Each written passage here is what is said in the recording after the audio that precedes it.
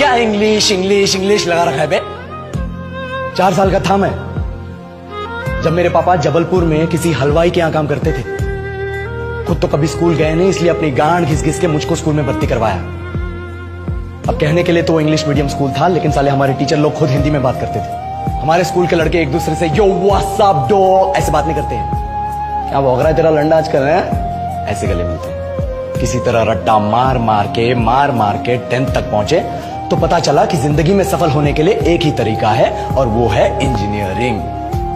सब यही कहते हैं। माँ बाप, टीचर लोग, गली का वॉचमैन भी हमसे पूछता था, और भैया कैसी चल रही है आपकी तैयारी? भाग बेंचो, तुमको क्या करना है? इसलिए हमारे स्कूल के बच्चे हम सब पहुंच गए बकरों की तरह। मैं IIT, मैं NIT।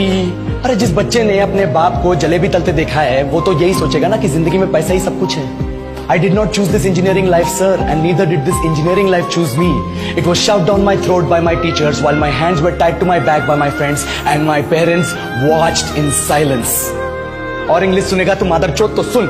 10th के बाद 2 साल लग गए इस कॉलेज में घुसने के लिए, कोचिंग में निकाल दिए। ना कुछ खेले ना कुछ सीखे, और 2 साल बाद जब यहाँ पहुंचे तो पता चला कि बड़े शहरों के कॉन्वेंट स्कूल के पढ़े बच्चे जब अंग्रेजी में बात करते हैं तो मरे हुए फूल भी खिल उठते हैं। आहा, हवा में ऑक्सीजन की मात्रा बढ़ जाती है इनकी अंग्रेजी सुनिए। और पूरे कॉलेज की लड़कियां इन इंग्लिश स्पीकिंग लड़कों को अपना जीवनसाथी.com मान चुकी है। तुझे क्या लगता है?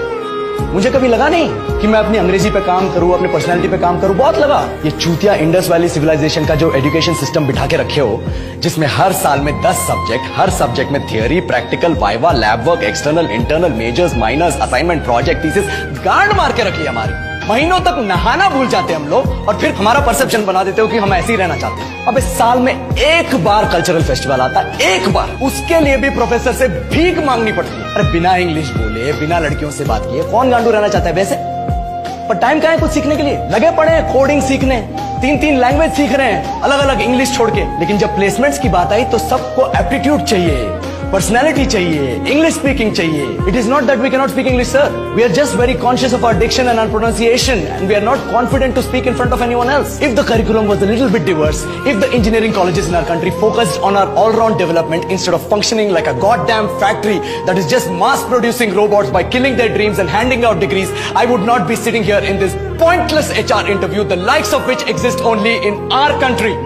ये लो सर, बोल दिया मैंने 4 और लाइन अंग्रेजी में। अब बताइए, क्या मैं आपके मल्टीनेशनल कंपनी के लायक हूं? Do I have the potential to be a slave of your esteemed organization?